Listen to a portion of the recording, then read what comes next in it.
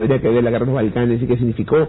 Cuando hubo la guerra de los Balcanes en los 90, muchos decían va a ser el origen de una nueva guerra mundial, viendo que en Europa las principales guerras comenzaron en los Balcanes. Entonces, la verdad podríamos buscar muchas suspicacias, pero ciertamente vemos aspiraciones máximas de lo que vendría a ser un califato dominado por estos regímenes fundamentalistas de carácter musulmán.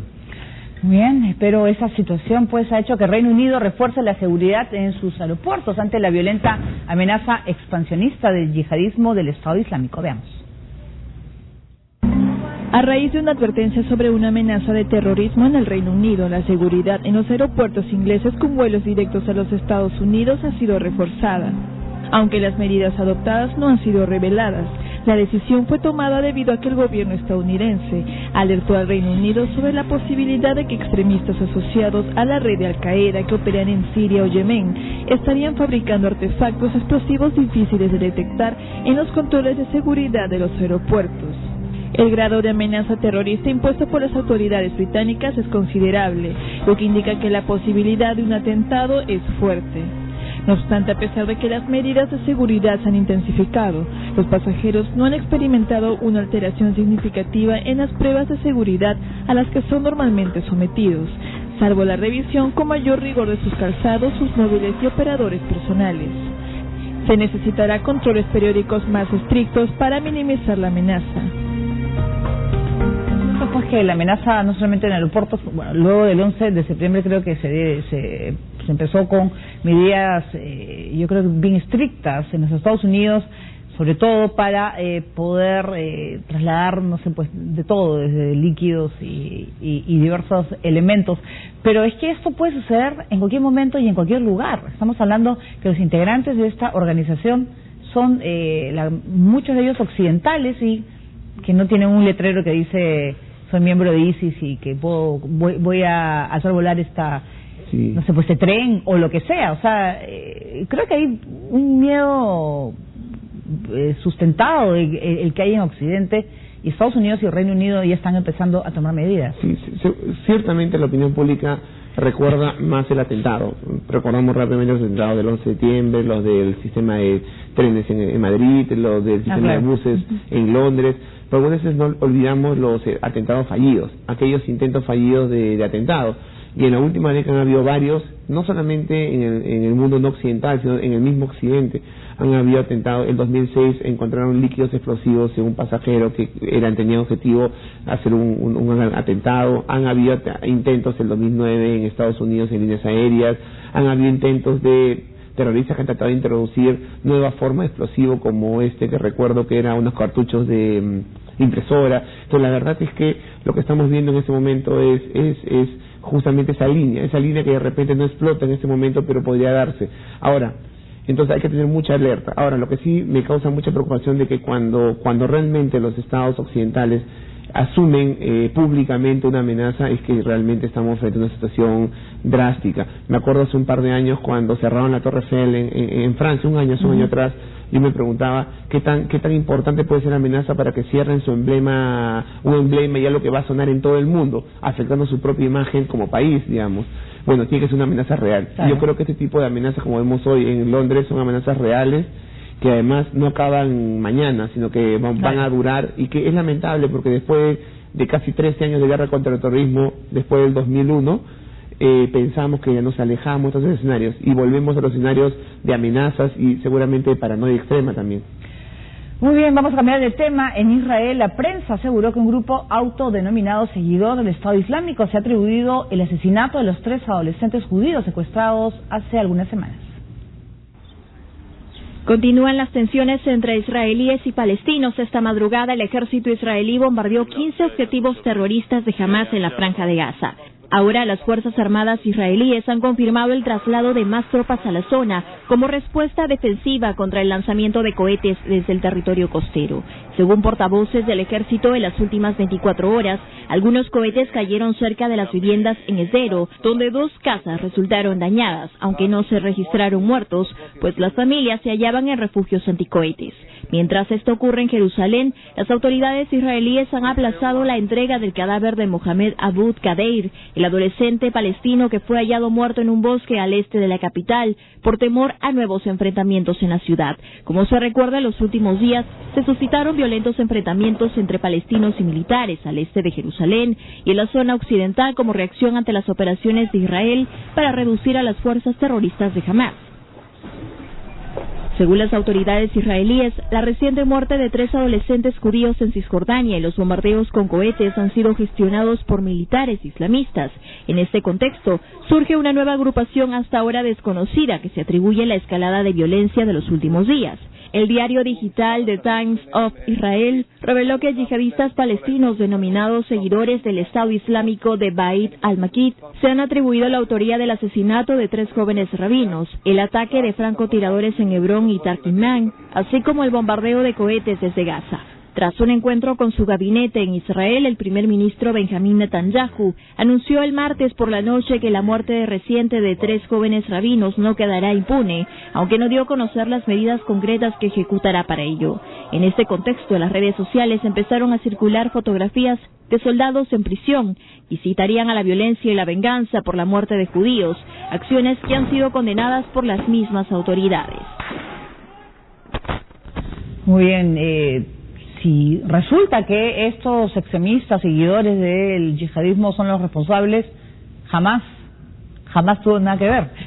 Bueno, sí, la ONU ha criticado el accionar, la muerte de estos jóvenes israelíes, pero también el excesivo uso de la fuerza por parte de Israel, ¿no? Que obviamente que hay que hacer un poco, no sé si la palabra es eso, pero algo recíproco, no es posible que a partir de la muerte de 3 jóvenes cuya muerte aún no podemos descifrar su origen, es decir, no sabemos quién es el responsable, se den a cabo acciones como las que vemos por Israel, que han implicado la muerte de varios jóvenes, me parece 6 palestinos muertos, varios heridos, bombardeos y una escalada militar que todos tememos. La frontera con Gaza se ha militarizado. La verdad es que el problema que estemos de frente a una escalada militar, pero sobre todo lo que más me preocupa a mí, porque las escaladas militares ya las hemos visto, ya sabemos cómo terminan, es un poco cómo la misma sociedad se está abasteciendo de odio. Vemos en la sociedad israelí un odio importante contra los palestinos, sobre todo por lo que significó la muerte de 3 jóvenes, pero también lo vemos el odio bastante en la sociedad palestina contra Israel por las acciones prepotentes que llevan a cabo contra sus ciudadanos. Así que este odio finalmente no va a ayudar a ninguna salida y creo que va a ser causa de mayores conflictos en el futuro. Muy bien, ahora nos vamos a Ucrania. El Parlamento aprobó la elección del nuevo ministro de Defensa. En tanto, las Fuerzas Armadas y rebeldes separatistas se han acusado mutuamente de la muerte de al menos 9 civiles en una aldea de Luhansk. Con el objetivo de reformar a sus Fuerzas Armadas, Ucrania cuenta con un nuevo ministro de Defensa, luego de que el Parlamento aprobara con 260 votos la nominación del coronel Valery Geletey al cargo, por recomendación del presidente Petro Poroshenko. Prometo que garantizaremos la calma y el orden en nuestro Estado. Restauraremos la integridad territorial y la soberanía.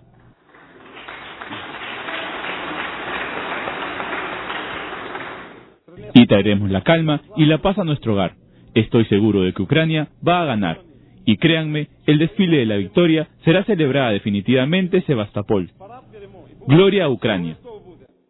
Por la tarde, el presidente Poroshenko se reunió con sus oficiales militares y de seguridad para tratar los pasos a seguir tras esta nueva designación, aunque está confiado en que el nuevo ministro trabajará día y noche en restaurar la capacidad militar de las fuerzas ucranianas.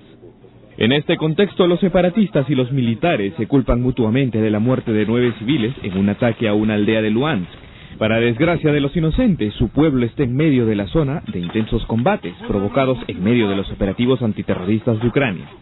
El Ministerio de Defensa había informado por la mañana que el ejército estaba atacando, pero en dirección opuesta a la aldea, dando a entender que los responsables de las muertes fueron los secesionistas. Por su parte, el canciller ruso Sergei Lavrov ha dicho que el éxito de la declaración de Berlín aprobada en la víspera y que busca la pacificación de Ucrania depende en gran medida de sus socios occidentales. De lograrse, podría haber un nuevo alto al fuego, sostenible y duradero. Muy bien, esa renovación en la cúpula militar ucraniana, ya han prometido que Crimea vuelve. Estamos viendo algo interesante, y es un poco, hemos visto cómo Ucrania está volviendo a negociar con Rusia y han prometido negociaciones este sábado que incluyan la participación de los rebeldes prorrusos y con la mediación de la OSCE. Ahora, ¿por qué este cambio de opinión? Hace unos días escuchamos acerca de el regreso de la ofensiva militar por parte de Poroshenko. ¿Qué ha pasado? Yo creo que han habido algunos hechos importantes que resaltar. Por un lado, ha habido la crítica importante en torno a el papel que han cumplido las fuerzas militares en la tregua anterior, es decir, en ningún momento pararon la tregua. Por otro lado, esta denuncia de muertes civiles que al parecer han sido producto de manos ucranianas, tampoco han ayudado a las fuerzas armadas ucranianas, lo cual han llevado a que Poroshenko cambie a su jefe militar. Y por otro lado, algo adicional es que el Parlamento ucraniano no ha aceptado la reforma constitucional, una reforma que justo hablaba de mayor descentralización, fundamental para negociar con el este de Ucrania.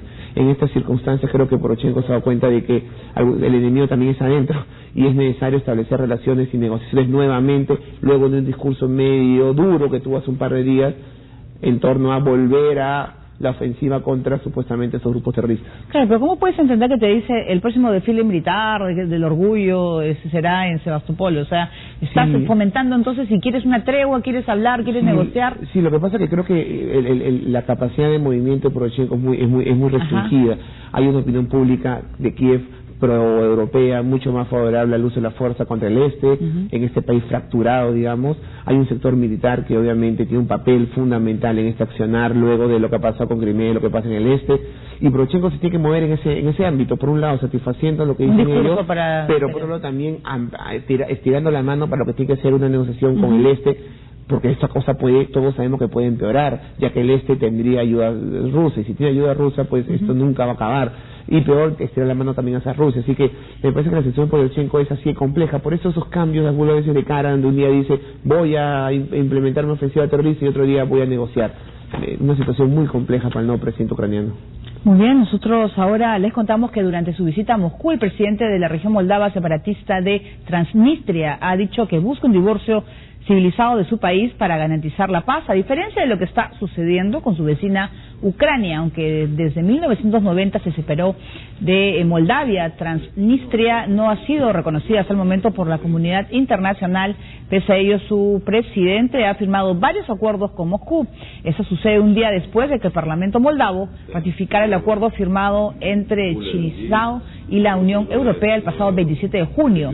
Vale indicar que en Transnistria viven por lo menos 500.000 personas, de las cuales el 30% es de etnia rusa y otros 2.500 son soldados rusos. Muy bien, vamos a hacer nuestra primera pausa, vamos a regresar con información de Francia y la entrevista que dio el presidente Nicolás Sarkozy. Y desde Japón, el anuncio del levantamiento parcial de sanciones contra Corea del Norte a cambio de retomar el diálogo para la liberación de ciudadanos secuestrados durante la Guerra Fría. Volvemos.